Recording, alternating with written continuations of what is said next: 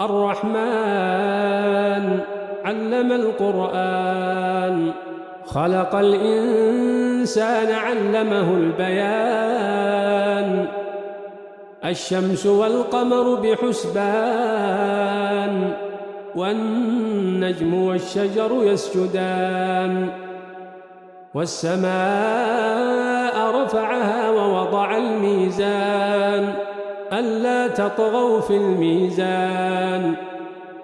وأقيموا الوزن بالقسط ولا تخسروا الميزان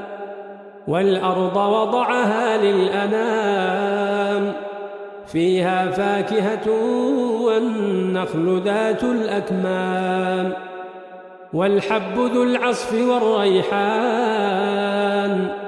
فبأي آلاء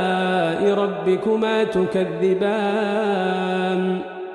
خلق الإنسان من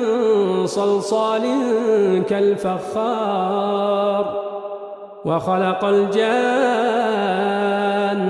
من مارج من نار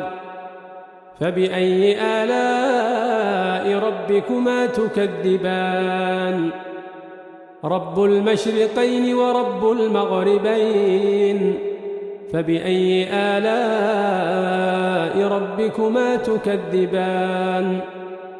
مرج البحرين يلتقيان بينهما برزخ لا يبغيان فبأي آلاء ربكما تكذبان يخرج منهما اللؤلؤ والمرجان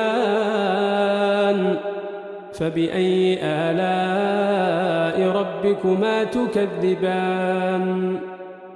وله الجوار المنشآت في البحر كالأعلام فبأي آلاء ربكما تكذبان كل من عليها فان ويبقى وجه ربك ذو الجلال والإكرام فبأي آلاء ربكما تكذبان يسأله من في السماوات والأرض كل يوم هو في شأن فبأي آلاء ربكما تكذبان سنفرغ لكم أيها الثقلان